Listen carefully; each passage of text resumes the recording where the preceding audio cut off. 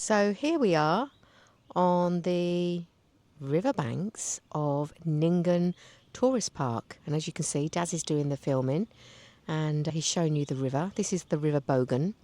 We're just at the outskirts of the outback, New South Wales, and we're at a caravan park here. And yeah, such a beautiful backdrop to where our camper is, and you'll see that in a minute. There was actually some boaters earlier on and water skiing, quite a bit of water skiing going on. And we even had a dip in the water. It looks pretty murky, but it's not. It's clean water. It's just that it's got kind of red sand. So obviously it's not clear, but it is clean. And yeah, we had a lovely dip. It was about 31 degrees today, and it was, yeah, beautiful and refreshing. And I think Darren is just walking back now to our camper. If you've seen any of our earlier podcasts, you will have seen that we sometimes have a tent up. I think we did a tent set up at the beginning of our tour. And sometimes when we're coming just for a one night, we don't bother putting a tent up, especially when we're in such a rural place like this where you're not crowded in with your neighbour campers. You've got kind of all the space that you need. And yeah, we want to be able to sit in bed later and then look out at the river. Yeah, here we are, Daz. Hi everyone.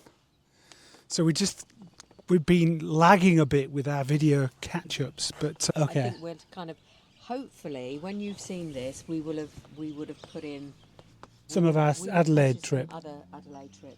We didn't anticipate that we would be on the go so much. So we've done lots of recording, but not time to edit and put together. So that'll be a job for you. That'll be a job for me, yeah. So we just left Broken Hill. That was the last place that we was at. It was fascinating to find out actually that Broken Hill, which is in New South Wales, it's on the border of New South Wales. So it's actually right on the border of New South Wales. It's actually a city. So we wouldn't think so. It's got, I think, a population of about 18,000 people, and we'll show you some pictures of that we captured earlier.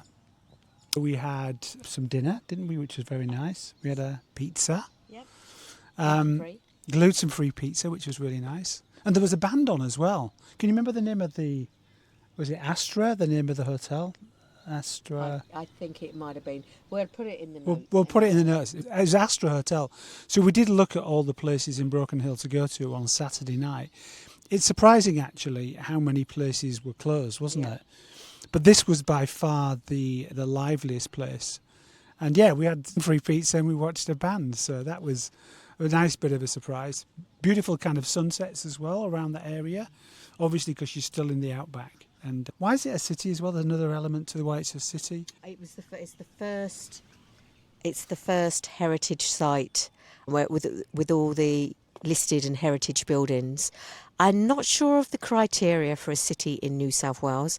It did have an airport, and I feel that every city in Australia has an airport. It's like Dubbo that has an airport as well. Yeah, quite a few people from the US on here. So WikiCamps, look it up, WIKI camps, whether they've got it in US or UK or wherever, but certainly in Australia it's what a lot of people use. And I've been tracking all the camps because I like to make notes of where we've been so that, so that we can give recommendations, and also if we wanted to kind of backtrack and go anywhere again. But it was really interesting because the fact so far is that we had done just over 3,000 kilometres in about 2.5 to nearly 3 weeks. And that is now up to 3,500 because we did another 600 kilometres today. Oh, sorry. And I was just going to say, New South Wales, to give you some context. So we've been down to South Australia, if you've seen our earlier videos. But New South Wales is 800,000 kilometres squared. Just the state of New South Wales. And you can fit the UK in 3.3 times. So that's the size. And so when Darren says that we were in Broken Hill, we were right on the edge of the border between New South Wales and South Australia. So we were right on the west, and we're going as far east as you can go to get home. So we will have gone the whole breadth from west to east of New South Wales by the time we're home. So look, something else that's unfortunate, but you've kind of got to prepare yourself. And I think I might have mentioned this in a couple of other videos. In fact, I've definitely mentioned it in one video where we nearly ran out of fuel and we only had 8 kilometres left in the tank. That was before the fuel price crisis. I was just going to tell them about the fuel crisis. That's the whole point. Okay. That's why I took the microphone back to talk about the fuel crisis. Okay. So anyway, whilst we've obviously been travelling, the fuel's been going up. So at the time of watching this video, Donald Trump has started a war with Iran. So there's lots of the Straits of Hormuz basically is being cut off. I think Iran are kind of holding the rest of the world to ransom. So there's very little oil tankers getting through at this point. So fuel has gone up. I think when we set off, it was around about $2. It was just under $2. Just under $2 a litre. per litre, and it's now over $3. Now I think you've seen it at what price over three? $3.13. $3.13. So we still aren't back yet, by the way. So we've seen quite a few people. We were seriously worried that whilst we're so far away from home, that the tanks could run dry, as in the petrol attendant tanks. But it appears that Supply's okay. Supply's okay, It's yeah. just the price keeps going up daily. Yeah. I mean, we have heard in Australia that they don't generally have big reserves available, and I think this is different from country to country. It's hard to know what the real facts are, actually, but we've spoken to quite a few people on our routes around, and most people that are already travelling are just saying, it is what it is, you suck it up and you just end up driving regardless. None of them that I've spoken to are thinking about going back home.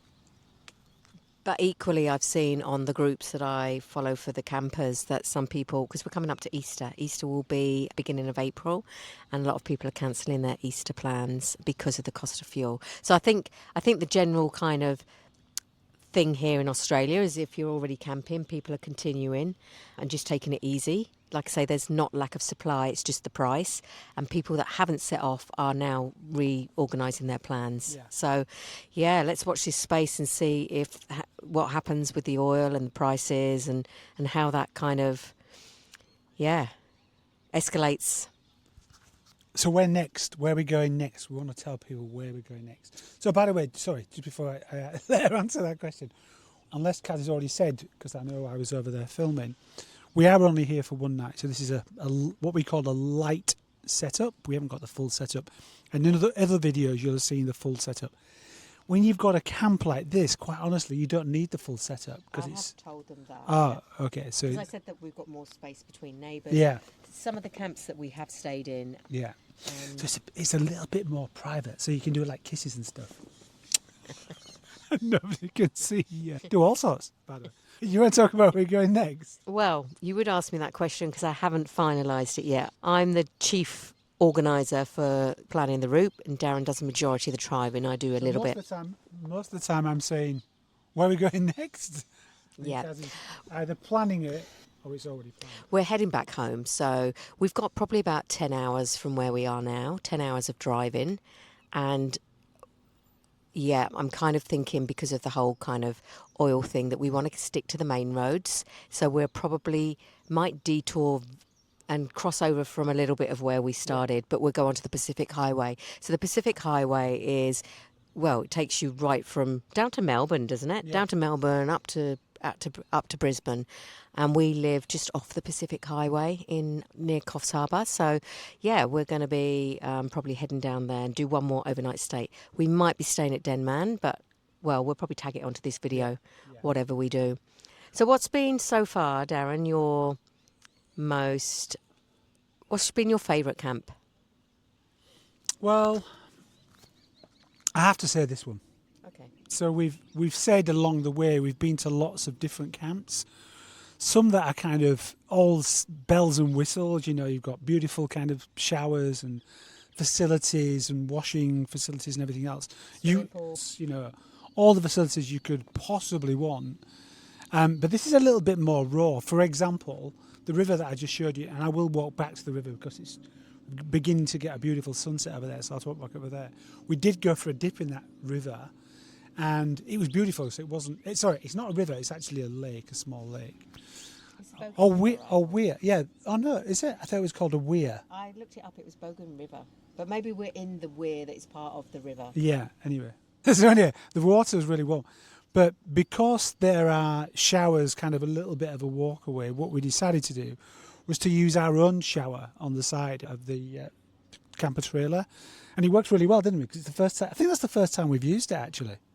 Properly. Yeah, because we've been using all the facilities, amenities of the actual camps. Yeah. But this is a bit more rustic. Yeah. So I prefer this kind of more rustic, but it's just hard to compare to something that we're not massive fans of complete rustic where you don't have any electric or anything. And I think that might be just the fact that we're still quite new to travelling. But I think as we do more and more travelling, we'll get to embrace that, because I think you just need to be better prepared for those sorts of things, don't you? Yeah, we do like a bit of power, don't we? Yeah. We can go off grid, but we don't have the electrical points. I think we've discussed it before. But yeah, so that was your favourite camp, this one. I have to say that was probably one of mine, but I also liked Handorf. So if you've not watched Handorf video, watch it, because it's an amazing place to visit in South Australia.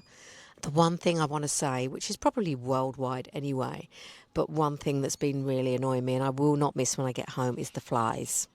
Yes. The pesky flies. So we've actually got a little candle here that looks very romantic. You are in Australia, though, I guess but it's more... you're going to have to expect Yeah, but they're the type of flies, they're not interested in food, they're just interested in your face. Yeah. And all they want to do is fly at you. Yeah, so all good. So is that it for now? You're going to walk them down? I'm just going to quickly show you I think it's the sunset. I think it's just coming up. So I'll do that. Do you want to just wave goodbye and then I'll... Yeah, it's about another 10-15 minutes for sunset, but you'll start to see some... Okay. Let's just have a walk over here. It's still catching Kazzy on there. Well, there we go.